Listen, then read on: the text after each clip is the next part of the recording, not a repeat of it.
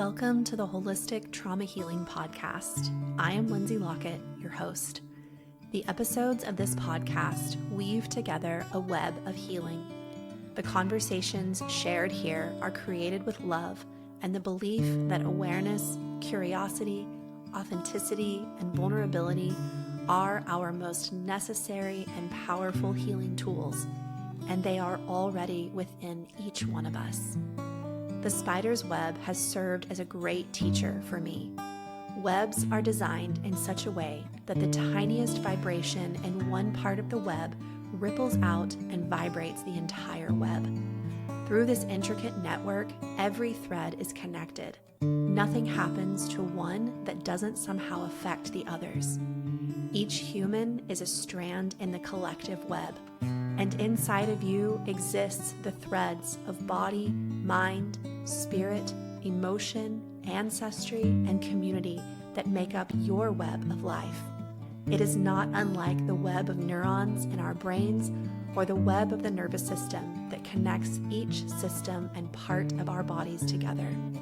Everything is connected. I hope this podcast helps you get to the root of how trauma has affected every part of your existence and helps you weave a new web of life that isn't ruled by the past. Hello, and welcome back to the Holistic Trauma Healing Podcast. I'm Lindsey. I'm so stoked that you're spending your time listening to this episode. I'm going to just dive right in, and we're going to talk about why healing still feels hard. And I'm going to tell you what no one tells you about it. So thanks for being here. Let's jump in. The question is something that I know many of you are feeling. Why does healing feel so damn hard still? I've done the work. I understand the triggers. I understand my nervous system. I could teach polyvagal theory in my sleep. I've read the books. I've listened to the podcasts. I've attended the workshops. I could literally probably teach some of this stuff myself, right? And yet you're still feeling stuck in some of the same cycles. You're still struggling, air quotes, with the same emotions. I don't believe we struggle with emotions, actually. You're still wondering maybe, why isn't this landing? Why do I still feel like this? Why do I have all this really great information in my head, but my life doesn't seem to reflect the information I have in my head? That's a really frustrating place to be. It can almost even make you feel like shame because you're like, how the fuck do I know all of this, but yet I don't live it? I must just still need more stuff, right? I must need more information, more podcasts, more Insta therapy, more. No, you don't need more information. You really, really don't. Your nervous system is what isn't letting you heal. I'm going to give you a second to just digest that, because no one on Insta therapy, no one who talks about nervous systems is telling you that your nervous system may actually be the very thing that is cock blocking you from healing and making the progress that you really want to see in your life. And if I'm right about this, which I am, it blows out of the water what people teach around safety and the nervous system. Because what we're supposed to think and believe, because this is what we're taught, is that I just need to get rid of all the things that make me feel unsafe, and then I'll feel safe, and then I'll heal. No, that's so wrong. A lot of the things that your nervous system is perceiving as unsafe are actually safe. And maybe some of the things your nervous system is perceiving as safe are actually unsafe. Because what governs what your nervous system perceives as safe or unsafe has a lot to do with what is familiar and unfamiliar. And this is why we can feel safe in situations that are actually really dysfunctional and chaotic, especially if we grew up in a dysfunctional, chaotic home where there was a lot of noise and drama and yelling and fighting and stuff like that. Like, our nervous system's calibrated to that kind of energy. So that energy became familiar. Then when we find ourselves in a boring situation or at a family gathering where there's not a bunch of drama and noise and yelling and fighting, we can feel like there's something wrong, like there's something missing, like boredom is threatening in some way. So even though growing up in that kind of a family wasn't objectively safe, that energy feels safer to your nervous system because that's what feels familiar. So healing is the thing that you want to have happen. You want your nervous system to know how to feel safe in actually safe situations and to alert you and let you know when it feels unsafe and you might need to, fight back or run away or something to protect yourself. So your nervous system doesn't feel safe with some aspect of healing. Some part of your body still doesn't trust that healing is actually safe. And that's what we're going to get into today. And to start this conversation, we have to talk about conscious awareness, which is the foundation of everything. But we also have to talk about the limits of conscious awareness. Conscious awareness. This is literally the foundation of my work. My work begins at conscious awareness. Without it, we don't understand anything. We don't even know why we are the way we are. We don't understand our patterns, our triggers, the roots of our pain. We wouldn't even know where to begin if we didn't have this beautiful tool of conscious awareness. And conscious awareness, by the way, happens in the prefrontal cortex part of the brain. It happens in the logical, reasoning, analytical part of your brain. So a lot of times people confuse their hypervigilance and their overthinking with conscious awareness. They're not the same thing. So many people get stuck because they have the awareness. And the awareness means they have the understanding, they have the information, they have the knowledge, they have all of those things which are necessary, crucial, and foundational. But that's where they stop. They stop at consuming information. They stop at intellectualizing their experiences. And then they think that knowing why they are the way they are should be enough to change. But it's not. Knowing why you are the way you are does not create change. Because you can know information all day long, but that knowing doesn't directly translate. It doesn't osmose into the body just because you've consumed the information and you can spit it back out like an expert. So knowing why we are the way we are is not enough to change, because healing isn't just cognitive. Healing doesn't just take place in the prefrontal cortex. We cannot consume enough books, enough podcasts, enough Insta therapy, enough of anything, enough knowledge to think our way into healing or to reason our way into healing. Healing can start in the mind, but it also has to involve the body. It has to involve the energy, both within ourselves and also in the spaces we're in.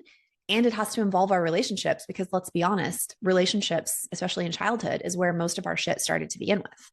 So if you could imagine like a human-sized hamster wheel, I mean, we do have human-sized hamster wheels. They're called treadmills, right? If you're on a treadmill, you're running, you're sweating, you're expending a lot of energy, but you're literally just staying in the same place, right? You're not actually going anywhere. You could run 10 miles on a treadmill and literally not move from your living room because you haven't actually run 10 miles. It's the same with healing and being on a hamster wheel. You're going round and round and round, consuming more information, reading more books, trying more breath work, trying different practices, round and round and round you go.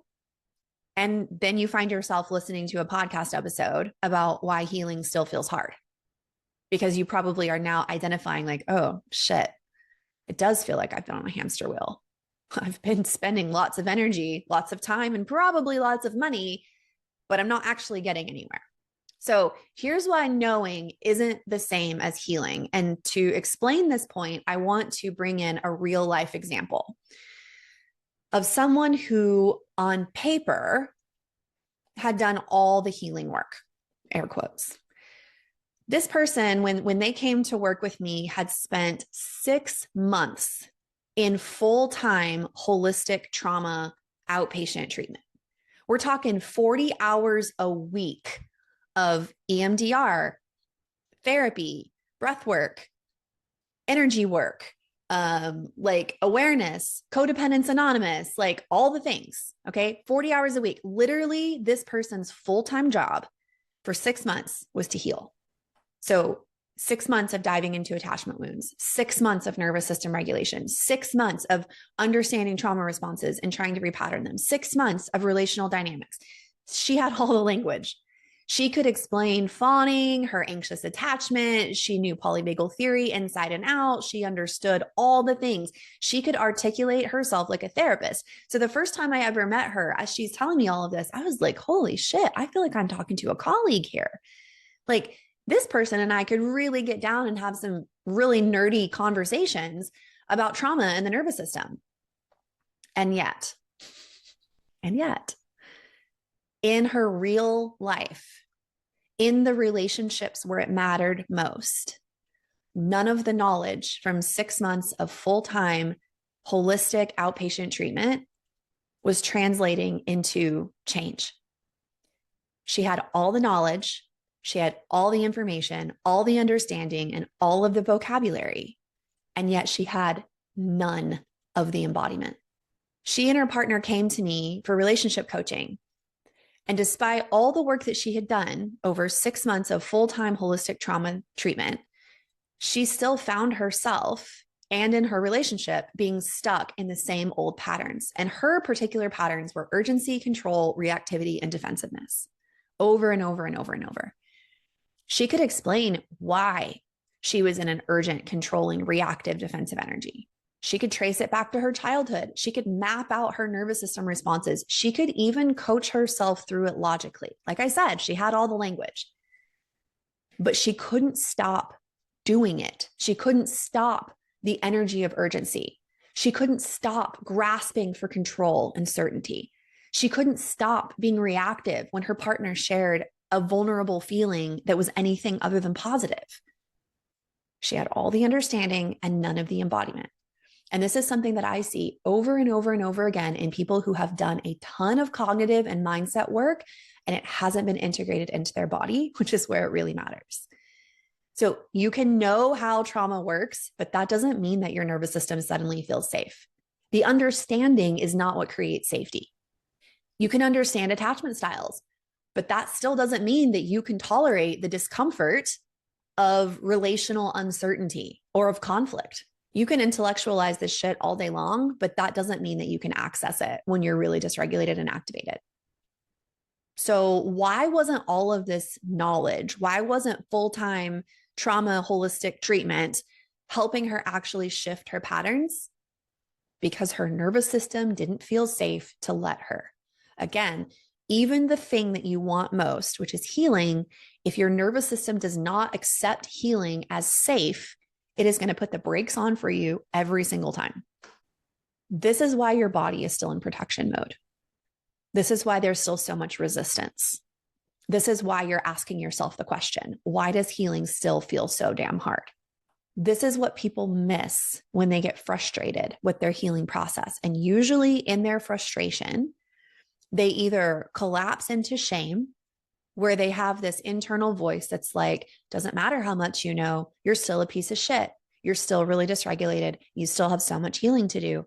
Or they go into a fight flight energy where they're like, oh, I must just need more information. I must need different information. I must need different tools. I must need a new therapist. I must need more podcasts, more Instagram therapy. Oh, I should follow this account, right?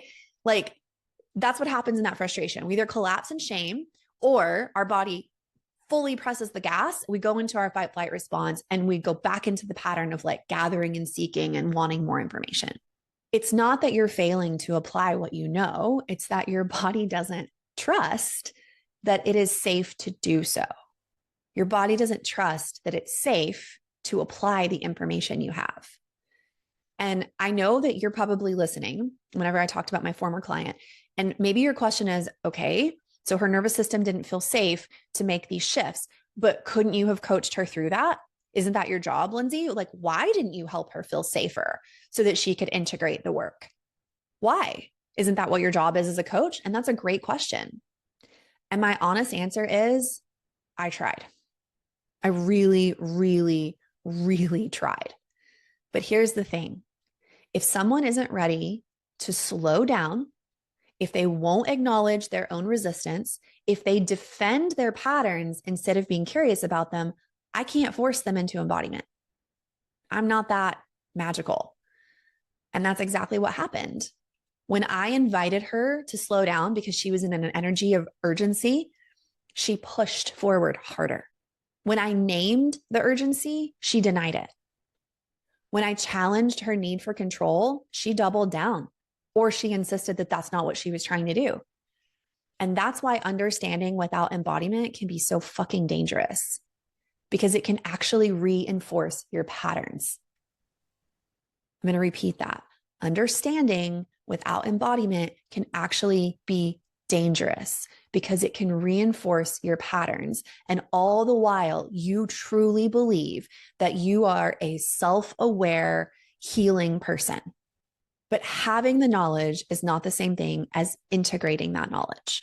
And if you're not integrating the knowledge, but you've convinced yourself that you're integrating the knowledge and that you're just waiting for the world or for your partner, for your other relationships to catch up with where you are, or you're waiting for other people to change or for someone else to validate that you're right, like you're going to be waiting for a really, really long time because you're seeking external proof that what you've done is enough and that it's actually everyone else who needs to change. But that's all happening in your head. There's definitely stuff going on in your body. I'm not saying your body isn't involved in all of this. It absolutely is. But conscious awareness is a mind thing. Like that is a mind thing. It's not a body thing. Somatic awareness is a body thing. But conscious awareness, being able to go, oh, I am in anxiety again. Isn't this interesting? Like even being able to label what you're feeling, while great, while conscious awareness, it's still not complete because nervous system healing doesn't happen in your head. It happens in the real time, real life moments when you don't react immediately like you once did. It happens when you let yourself sit in discomfort without trying to control it or make it go away right away. It happens when you stop trying to think your way into feeling safe and start actually feeling your way into safety. Because like, I don't think that Insta therapy has actually done a very good job of defining safety first and foremost, but safety is not something you know because you have a conceptual understanding of what safety is supposed to mean or supposed to look like. Safety is something you feel. You aren't safe because you think you're safe. You're safe when you actually feel safe. So if you've ever wondered why your healing feels stuck, if you identify with that analogy of being on a hamster wheel of healing, then you have to ask yourself a really hard but honest question. Is my body actually safe enough to let me change? Or do I still need control to feel okay? Is my body actually safe enough to let me change? Or do I still need avoidance to feel okay?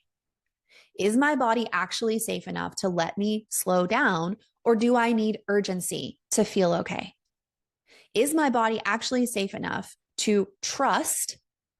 Or do I need anxiety to help me feel okay? Really hard but necessary questions. Healing isn't just about knowing what to do. It's about whether your body will actually let you do it and whether or not your body is actually going to let you embody the change that you understand you need in your mind has everything to do with if your nervous system feels safe with whatever change you're trying to create. If your body still thinks that survival is the safer option, it's going to keep you exactly where you're at. And if you don't have conscious awareness of this, which is what I'm giving you today in this episode, then you're going to stay stuck on the hamster wheel because your body has determined that the hamster wheel is safer than actually getting off the hamster wheel and embodying the change. So you can be fully aware of your pattern, but you could still shut down when you need to set a boundary. You can be fully aware that it's time for me to take action, but still freeze up whenever the moment comes. You can be fully aware that you need to actually feel your feelings and still default to intellectualizing your feelings and explaining your feelings and connecting how your feelings today go back to your childhood patterning and all that kind of stuff.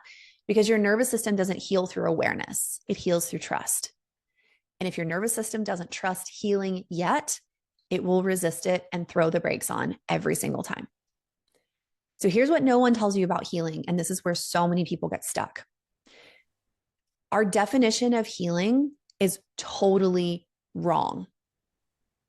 Most of what people associate as healing is actually perfectionism and pressure packaged as healing.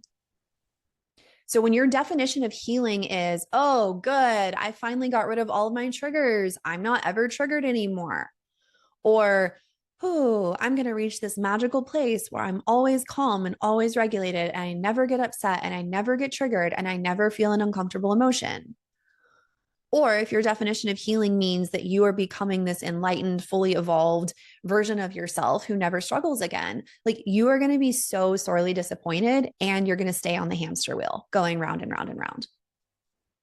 Because if your definition of healing is actually another way of chasing perfectionism, your nervous system is not going to let you get there, because perfectionism doesn't feel safe in your nervous system. Your body isn't interested in perfection. It's interested in safety. If healing feels like another test that you have to pass to prove, okay, now that I've done that, I can finally be in relationships. Now that I've done that, I can finally trust my heart in starting this business I want to start. Now that I've finally healed, I can whatever, fill in the blank, whatever it is, then you've made healing be another test to pass. Your healing is now the condition that has to be met in order for you to move forward in your life. So you're not actually living your life. You're on a healing hamster wheel, hoping that if you just get it right, eventually you can get off the healing hamster wheel and then you can live your life. It doesn't work that way. Your body is going to say, fuck no to that. And to protect you from that, it's going to keep you in the same old patterns. It's not because you're a failure. It's not because you're broken. It's because healing to your body feels like pressure instead of permission. And healing is supposed to feel like permission. What does that mean? If your definition of healed is, I'm never going to feel an uncomfortable emotion again, and I'm never going to get triggered, then there's no permission for you to actually be a human with a full range of emotions, all of which are necessary and appropriate at certain times. If your body feels pressure to conform, to be a certain way, to fit inside a certain box, because that's what you think healed means, then there's no permission for you to be authentic, because authenticity doesn't fit inside of a box. Authenticity blows the box up.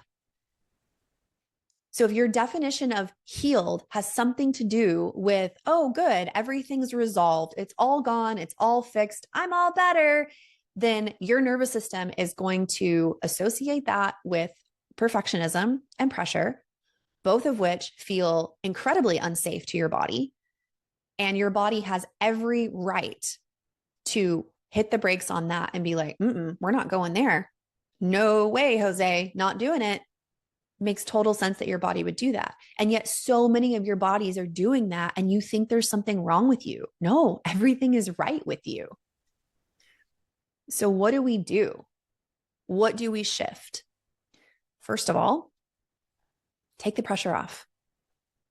There's no end destination. There's no imaginary magical place that you're going to get to wherein you are never triggered, you're always happy, you're always calm and regulated, and you don't feel difficult feelings, or conflict doesn't feel hard. Like, get rid of that imaginary end goal in your mind. It doesn't actually exist. It's a fantasy. It's made up. Stop trying to force it. Healing isn't a checklist. It's not a collection of things that you do and, oh, good, I finally checked them all off, so now I can be done. Healing also doesn't mean always regulated, always calm. A truly healed nervous system is not a nervous system that never gets dysregulated. And I think this is the disservice that so many nervous system teachers and therapists are giving to the world, is that they present this image that regulation means calm, and it doesn't. A truly regulated nervous system responds appropriately and proportionately to actual threats that are in front of it. And as long as you are alive on this planet, you are going to be faced with actual threats. So if your nervous system is supposed to be always calm and regulated, and that's what healed means, then when your nervous system appropriately and proportionately springs into action to try to protect you, you are going to take that as evidence that there's still more work to do, because you're not always calm and regulated. It would be really dangerous if you were always calm and regulated, because then your nervous system would never spring into action to protect you when it's actually necessary. So I give you permission to like scrap the idea that regulated means always calm, never uncomfortable, never triggered. That's not what it means. That's a lie. It's snake oil. Instead, what I want you to do, instead of the pressure, instead of the perfectionism, instead of the checklist, instead of the forcing, instead of consuming more information, start paying attention. What are you going to pay attention to? When does your body pull back? When does your body lean in? When do you notice openness and expansion? When do you notice contraction and closure? When do you go into over-explaining when you're setting a boundary? When do you freeze, lose access to your words when you're about to express a need?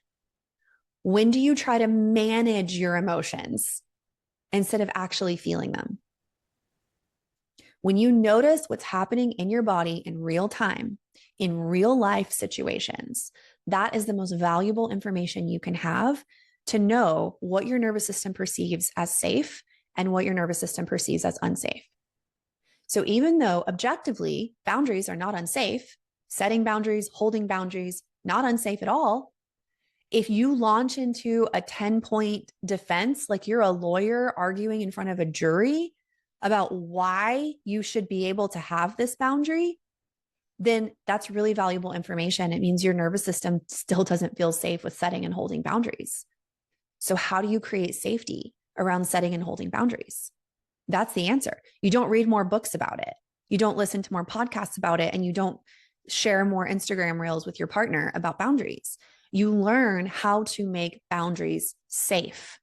When you're expressing a need and trying to be vulnerable, and you notice that you freeze up, you lose access to your words, suddenly you get a headache, you get brain foggy, like whatever it is that happens, really valuable information, because it's letting you know that your body is responding in a threatening way because it perceives your expression of what you need as a threat. It's not objectively a threat, but that's how your nervous system perceives it. So you don't need to read more books or consume more podcasts about the freeze response or about how to express yourself. You need to learn how to create safety when you're expressing a need. The most common thing that I work with is that people try to manage and intellectualize their emotions and they don't actually feel them. So when you notice that you're having a feeling and you go into management or control or intellectualizing and explaining your feelings, but you're not actually being present, noticing what's happening in your body, feeling what's happening in your body, maybe moving if there's a desire to move with your body, then that means that your nervous system doesn't feel safe to feel your feelings. So how do you create safety around that? More intellectualizing and explaining is not how you create safety around feeling your feelings. So the most important thing, the most necessary thing that you can do if you're feeling stuck in your healing work is to start noticing not what's happening in your mind, not what information you know, not how much you can explain, but what is your body doing and feeling in moments when you're repeating your same pattern. Where is it hesitating? Where is the resistance showing up? That's your nervous system showing you exactly where healing still doesn't feel safe. And instead of trying to just push past it and bulldoze over it and like figure it out, what if you actually listen to that? Because true healing isn't about forcing your way through. That's pressure and perfectionism. It's about creating safety where there isn't safety yet. Do you know how to do that? Do you know how to actually create safety with boundaries so that you can set and hold your boundaries without over-explaining or self-abandoning yourself? If the answer is no, then you don't need more information about boundaries. You need to learn how to cultivate a felt sense of safety in your body when it comes to setting boundaries. True healing, which requires integration, happens on 4 levels. The first is cognitive. That's the conscious awareness. That's the information. Information is necessary. I'm a teacher because I believe that knowledge is power. And I want to equip people with information that helps them feel empowered and helps them understand themselves and their patterns better so that they feel empowered to actually do something about it. But it doesn't stop there. Yes, healing is cognitive. Bringing our minds online and being able to notice curiously the voices in our heads and the voice of our inner critic and outer critic, and being able to notice with conscious awareness and curiosity how we show up, how we react, how we respond, what our triggers are, what our attachment style is. All of that is so necessary and beautiful, but it doesn't stop there, because if we don't bring the somatic part, the body part online, then we've got a bunch of knowledge in our heads that isn't automatically osmosing into the body. So we have to be able to feel and integrate what we know in our mind into our body, which requires creating safety where the nervous system still feels unsafe. But we can't just stop there. Yes, the mind is important. Yes, the body is important. But you know what else we're all dealing with is energy. Energy. If you are not regularly clearing your body and your space of ancestral trauma energy, intergenerational energy, the energy of the people that you live with, the energy of people who come into your home and visit, the energy of coworkers and your workspace, like you need energetic hygiene, because energy loves to like latch onto things and then just like follow people around. So we have to release the stored charge of past trauma and expand our capacity. And we also need to keep our energy clean. Like there is energetic boundaries between me and other people and their shit, and that's necessary. But there's so many people who aren't doing the cognitive part because they're like, cognitive behavioral therapy, boo, because it's not somatic. So they'll do the somatic part and they'll do the energetic part, but they're not doing the cognitive part. Or they're going to Reiki once a week and getting energy healing once a week, but they're not bringing their bodies online. And then the fourth aspect that we have to integrate into our healing is relationships. We have to practice safety, boundaries, and connection in our real-time interactions. Because most of the shit that we're all dealing with comes from relationships and from relational wounding from our childhood. That relational wounding is what has calibrated and programmed our nervous systems to react in the ways that they react. And if we don't repattern that in relationships, then it's impossible to repattern. And so many people want to do the mindset work and the cognitive work, and they want to do the somatic work and they want to do the energetic work, but they don't want to fuck with the relational work. Without that relational piece, it's incomplete. It's not integrated. If you cannot show up and put into practice all the things that you know and understand in your real life relationships, then what you know and understand is all in your head and it is not integrated at all.